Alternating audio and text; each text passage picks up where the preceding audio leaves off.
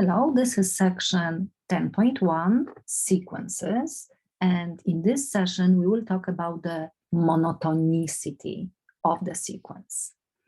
In general, we can say that the function is called monotonic if and only if it is either entirely non-increasing or entirely non-decreasing. So we will just talk about the increasing-decreasing situation. Let's look at the basic definitions first. A sequence A sub n is called increasing if A sub n is less than A sub n plus 1.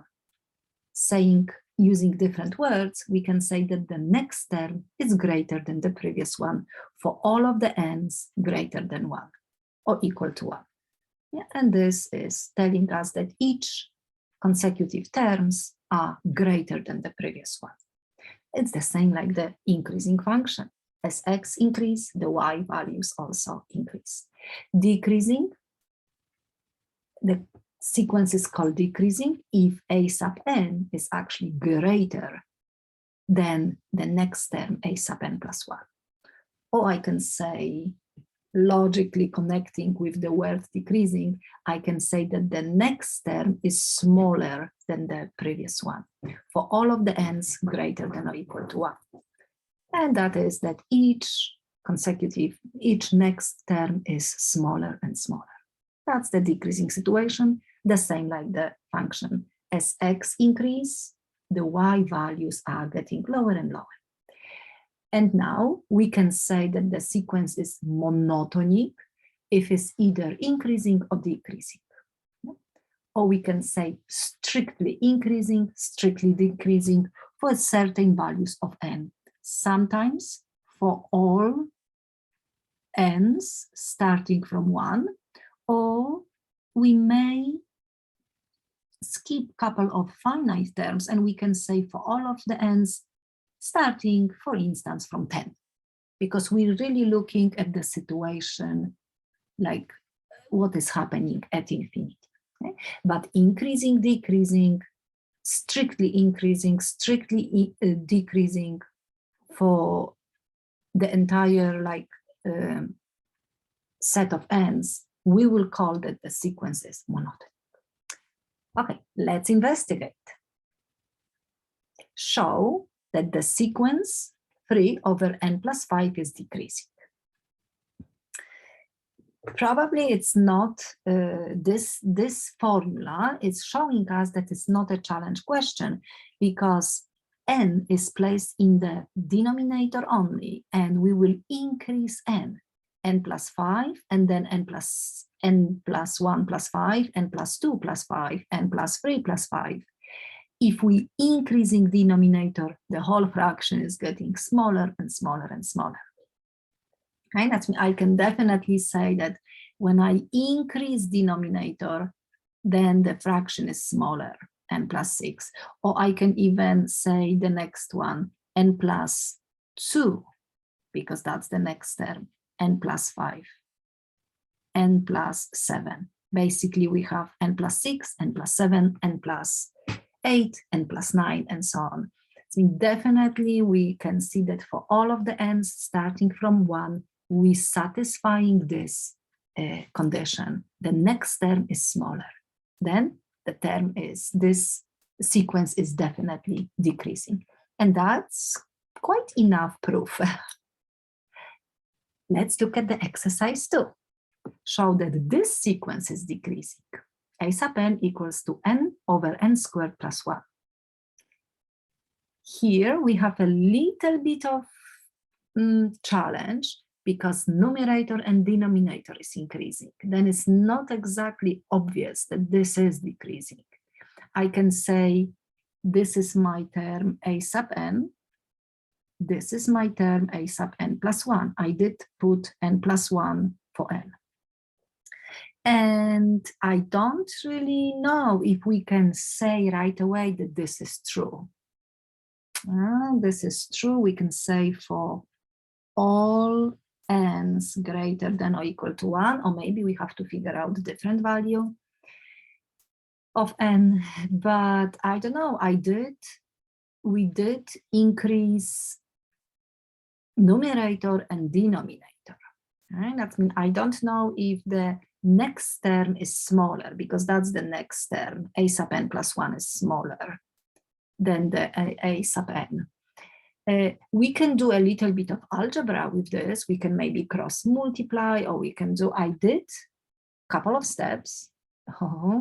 I cross multiply, I still hold the inequality, and I did end up with something like this. When we add the like terms, simplify as much as possible.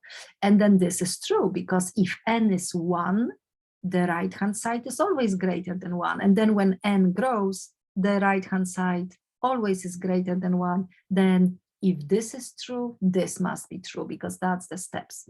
But we may notice that this process, it's like algebra-wise, is quite complicated and a little bit too long. And we will not prove that the sequence is decreasing in case of this type of formulas this way. We will use one of our calculus tool. Okay? We remember from the beginning of the calculus, in order to find the intervals of increase or decrease, we will find the derivative of the function. If the derivative is positive, function is increasing on the certain interval. If the derivative is negative, function is decreasing. So what we will do, we will not do this way. No, I can even kind of cancel this out. It's still correct.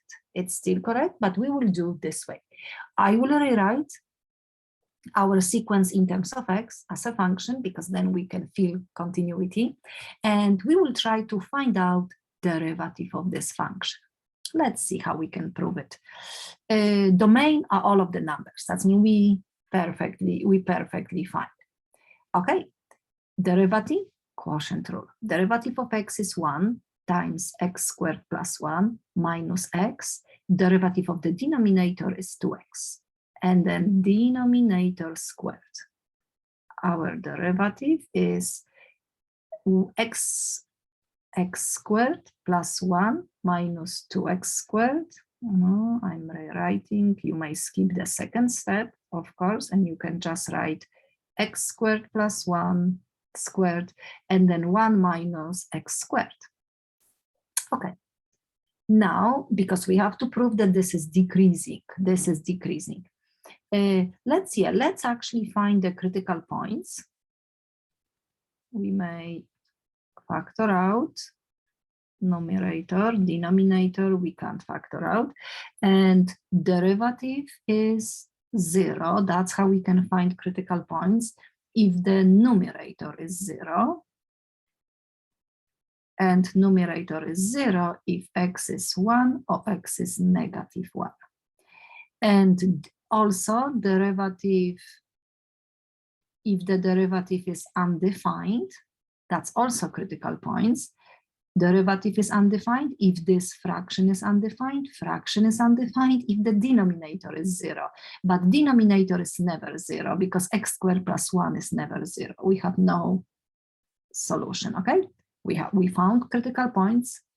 We will put these critical points on the number line, and we will test the sign of the derivative. Of course, we're looking for the negative. If we substitute a big number, like greater than 1, let's say 2, substituting 2, 2, and 2, denominator is squared, is always positive. We don't even have to check this. But 1 plus 2, 1 minus 2, or it is negative number. And then we can substitute 0 here, here, and here. 1 times 1 is positive, 1 times 1 is positive 1. And then when we take test value negative 2, negative 2, negative 2, it will be negative 1 positive, negative times positive, negative. Okay, we did test it. And we can say wherever is negative, wherever derivative is negative, function is decreasing. Okay, let me write this. Function is decreasing on the interval from negative infinity to -1, and from 1 to positive infinity. But when we jump to the sequence is decreasing, because for the sequence, we only looking for the n values, x values respectively for that function, greater than 1. That means this is correct. A sub n is decreasing on that interval, because we're not looking at the negative, we're just interested in here. Okay, that's we prove it. Derivative will be always negative for that values from 1 to infinity, because we can see minus. And here, but starting from 1, this derivative is negative, this function is decreasing, respectively the sequence is decreasing. So even if this looks quite a lot of work, but it's quite efficient and effective way proving that the sequence is decreasing. Yeah, because we will need a lot in chapter 10, like a lot of checking if the sequence is decreasing, if the terms of the sequence are getting smaller and smaller. Strictly decreasing, of course, not like getting smaller, bigger, no, just getting lower and lower, smaller and smaller. Okay, this will be the way to prove it. I have another one, show that this sequence is decreasing. Let's see, we will also not play with the direct algebraic definition. We will find out the derivative, natural log of x over x. We can see that x is not 0, and also x is just positive because logarithmic function, but even for n, we know that we're starting from 1. So we have no problem with the domain, we're satisfying the domain. Okay, quotient rule. Derivative of ln of x is 1 over x times x minus ln of x times derivative of x is 1 and x squared. Okay, the derivative looks like 1 minus ln of x over x squared. Okay, derivative is undefined if x is 0, but we're not accepting 0. But derivative is 0 if numerator is 0. Right, ln of x equals to 1, x equals to e. Interesting. We have a critical point E. Let's place it and let's check the sign. If denominator is always positive, no problem, but we can check here. If I put number like maybe e squared, because that's the good number, e squared, then I have to evaluate numerator 1 minus ln of e squared. 2, I can place in front, ln of e is 1, 1 minus 2, it will be negative, okay? But when we will put lower value, let's say square root of e, then it's e to the power of 1/2, this will be 1/2, and 1 minus 1/2 is actually positive 1/2, positive value. Okay, that's what we kind of did our working, because I did only substitute to the numerator, because numerator is telling me if the derivative is positive or negative. And what we have, starting from e, yes, we can say that function is decreasing because derivative is negative, decreasing on the interval from e to positive infinity. Then I have to make my conclusion, my sequence is also decreasing. And since for the sequence, we operating with the positive integer, I can say I have to find the first integer after e, which will be 3. Because e is like, e is around 2.71 or 72, we can say. So we're not interested in these fractions, but we are definitely sure that starting from 3, that's the first integer, the sequence is decreasing. And this is fine. Sequence is monotonic, I can also say monotonic because it's strictly decreasing starting from 3. And it's perfectly fine. It's perfectly fine to drop a couple of like finite numbers, not starting from 1, but we are sure that starting from 3 and going to the infinity, the sequence will decrease. The graph, we don't know exactly how the graph ln of n looks like, but almost like ln of n. We will have a couple of, this is 1, and when we put 1, the value is 0, right? Because ln at 1 is 0. And then we have 2, we have e, let's say we have 3. I mean, I don't know. Yeah, we will have increasing because starting from 1, we will not use 0, but starting from 1 to e, and then is decreasing. Yeah, it's decreasing. We can compute a limit because we remember how to compute a limit how this function behaves at infinity, just to make sure. Natural log of n versus n grows faster, 0. That means, yeah, my graph is good, it's approaching 0.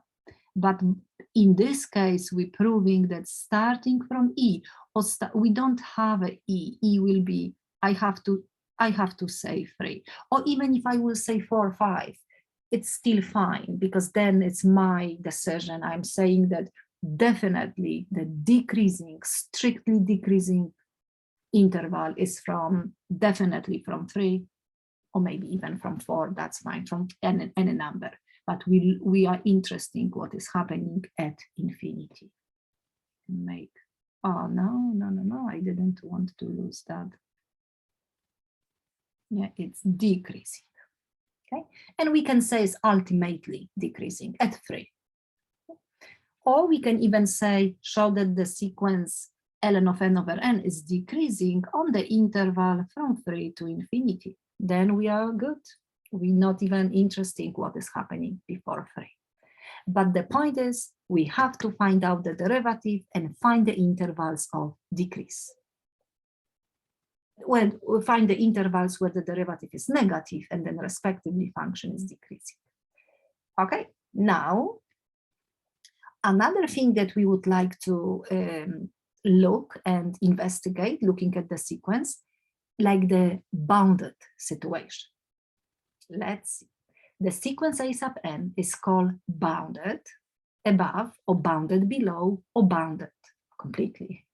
Bounded above means that if there is a number m such that all of the terms a sub n of the sequence are below m, are less than m, for all of the n's greater than 1, greater than or equal to 1. And then we will say that the sequence is bounded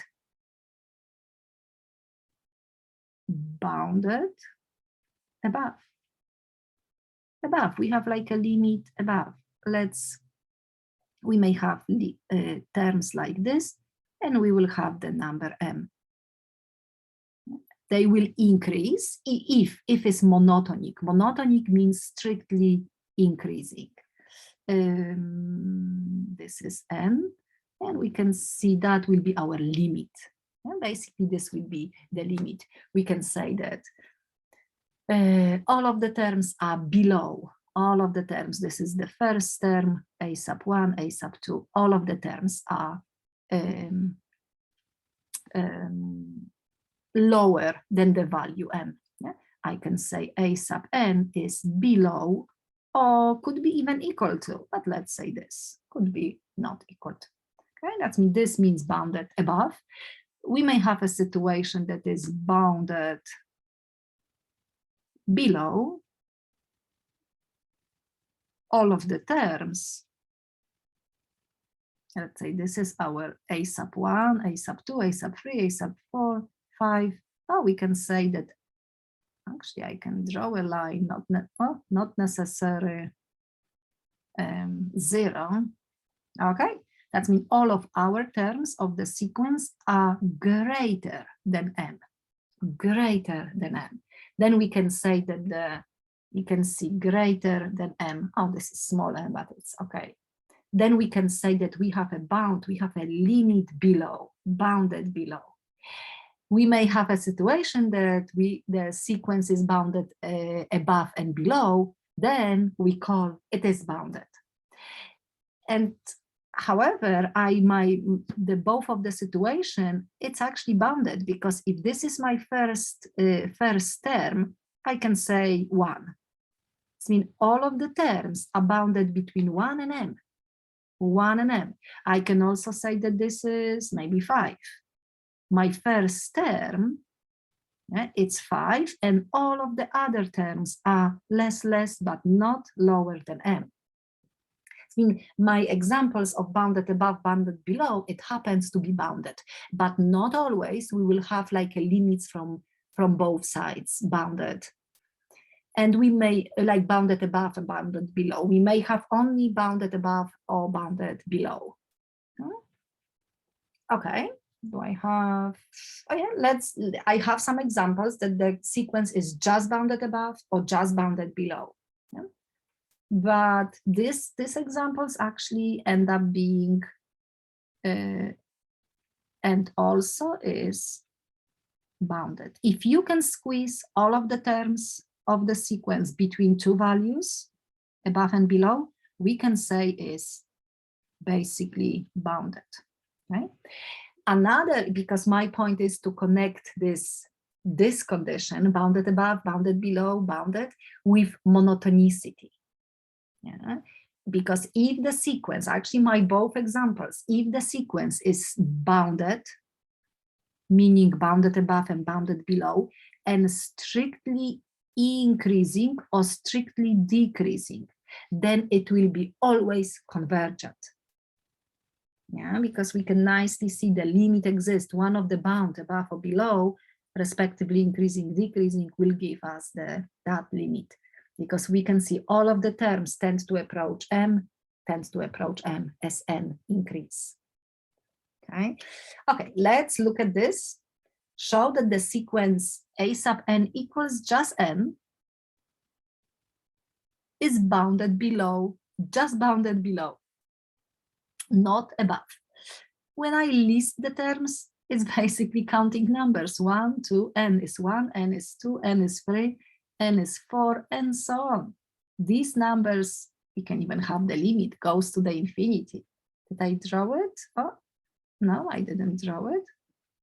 Okay, that means it's just 1, 2, 3, 4, 5, and so on. It's just that line. And it is bounded because the first term, all of our terms are greater than 1, but they go to the infinity. We have no limits above. I mean, this is definitely this is an example of bounded below only. We can get the below number, the lowest number, but the rest of the terms are expanding to the infinity. So this is an example of bounded below only. And even if it's bounded below, it's still strictly increasing. It's monotonic, but it's not convergent.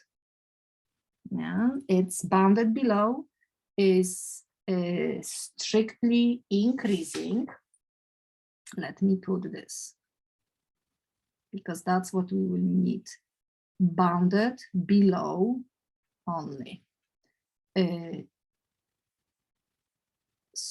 Strictly increasing, which means monotonic. Monotonic, it's strictly increasing or strictly decreasing, but then the conclusion is not convergent. This is not, these two conditions are not giving us monotonic, but bounded below only. That's not good. It's expanding to infinity. Limit is actually infinity. Limit does not exist as a finite number. It's not convergent. It's actually divergent. Okay, let's look at an example of bounded. Oh, okay, bounded, not bounded above. Okay, show that this sequence a sub n equals to n over n plus 1 is bounded because all of the terms we can squeeze between 0 and 1. How we can show this? We can draw it. Did I have some? Okay, I have some numbers. It's okay. Let's list a couple of numbers. The first term is 1. If I substitute n1, n of 1 over 2, 2 over 3, 3 over 4, 4 over 5, and so on, 5 over 6. That means this is n plus 1. And we may notice that the limit at infinity goes to 1. Because the limit of n over n plus 1, basically n over n at infinity, it is 1. And I can definitely, even at my, like this numerical approach, all of the terms are greater than 1/2, but greater than 1/2. Oh, did I messed up something?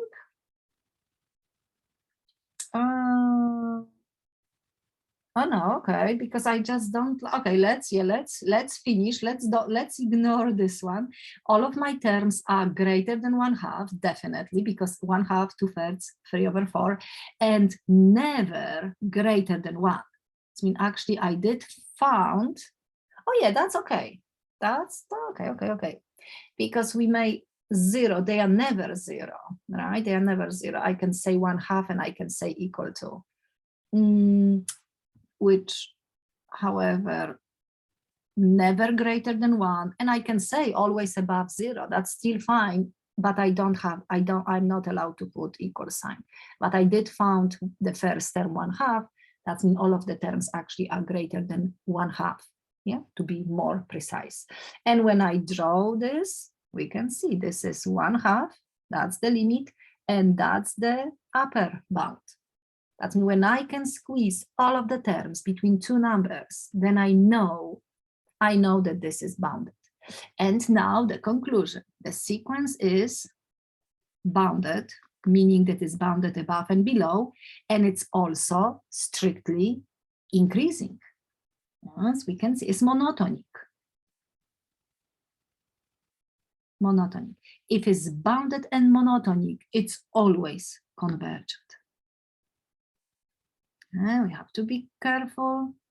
It's always convergent, but has to be bounded and monotonic. Bounded and monotonic.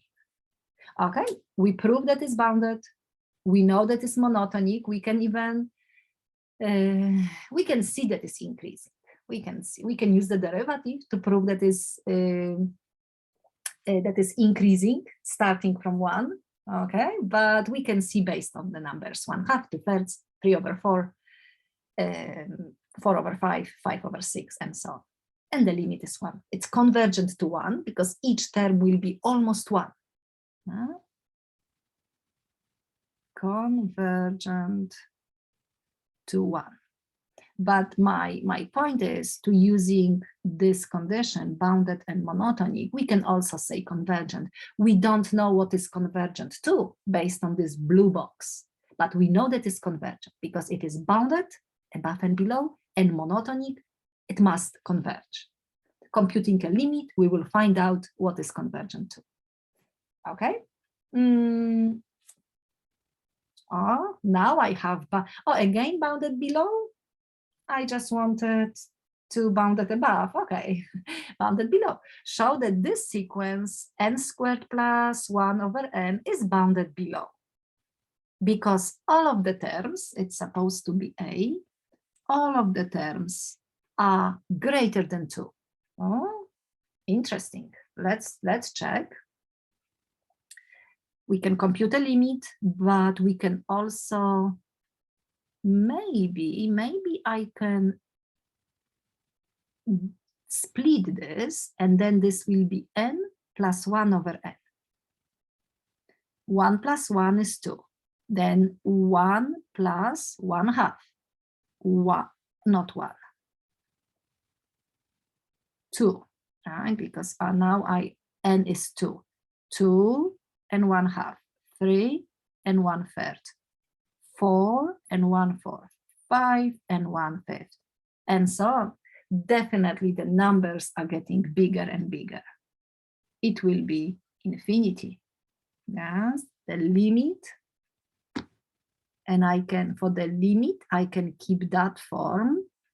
N squared is winning. It's simply infinity. The limit does not exist. The sequence is divergent. Okay, that's we know based on the limit. But also let's look at the graph. The first term, second, third, and so on. The first term is 2.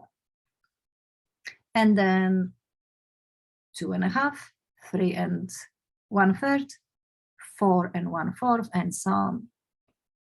We can only say that the terms are going to the infinity, but this is the lowest term. A sub n is greater than or equal to 2. And then, yeah, that means it's bounded below. If it's bounded below only, we can't really conclude convergence or divergence. Yeah, that's not really, we have to look at different things. That means this will not give us convergence or divergence. It is just, if it's bounded above and below, then we may think about convergence, divergence. But if it's just bounded below, and it is monotonic because it's strictly increasing, monotonic, but this condition will not give us, we don't know. We have to check, like the convergence. Convergent, we don't know. Because we have to investigate what is happening above, computing a limit. Convergent, convergent or divergent. Yeah, I'm just trying to send the message that bounded below, above, and monotonic will not give us like conclusion. We can't justify, but based on the limit, yes, we know that it's divergent. And this is an example of that inequality is telling us that all of the terms are above, only above a certain number, 2 in this case, but no limits, no bounds above. Okay, that means now let's look at these notes. Note 1, not every bounded sequence is convergent, because we may have a bounded sequence, bounded above, bounded below, but what is missing? Yeah? We can also say that it's not convergent. For instance, this beautiful sequence, -1 to the n. We know how this behaves, -1, +1, -1, +1. The limit does not exist as a finite number. But interesting thing is, all of the terms, -1, +1, -1, +1, -1, all of the terms of the sequence we can squeeze between 2 terms, -1 and +1. It's greater than -1, and that means it is bounded. We did find just 2 numbers, -1 and +1. It is bounded. That means it's bounded, but it's not monotonic. Yeah, it's not monotonic because it's not, it's like oscillating. Monotonic means strictly increasing or strictly decreasing. Right? That means this is one thing. Even if we have bounded, even if we squeeze all of the terms between 2 numbers, but still the other condition, we're not satisfying the other condition, monotonicity, the sequence is not convergent. Yeah? Also, the note 2, similarly, not every monotonic sequence is convergent. Yeah? Not because this is monotonic sequence, we just did this. This is monotonic sequence, it's nicely, strictly increasing, 1, 2, 3, 4, and so on. 1, 2, 3, 4, it's increasing. We did this. Yeah, that means it's going, but we have no bounds. That means even if it's monotonic, it could be not convergent. And that's kind of like probably everything it's like just a common sense. Yeah? But my summary is, my next slide is the summary. And this is my third note, actually. If the sequence is both bounded and monotonic, that's what we said in one of the examples, then must converge. Everything I'm like just telling, because we occasionally we will be not able to like find like a limit or have the nice explicit formula. But if you will notice that the terms of the sequence are bounded and strictly increasing or decreasing, this one is increasing situation. We can also have decreasing situation. We did have it. We may have this situation. But we can see it's bounded, let's say between 0 and m. If it's bounded and monotonic, then it's always convergent. This will be our strong tool, and that's the last information. Every bounded, meaning below and above, and monotonic, meaning strictly increasing or strictly decreasing sequence, is always convergent. And we don't have to find a limit. We don't have to say it's convergent to what if we're using this theorem. But we have to know that if it's strictly, I can come back to this, increasing or decreasing and bounded, limited above and below. And of course, bounded below, bounded above, or bounded, it's a common, common sense. If we can find, if we can squeeze, we can prove that all of the terms of the sequence are like between just two quantities, two numbers. Okay, enjoy your monotonicity and boundings. Thank you.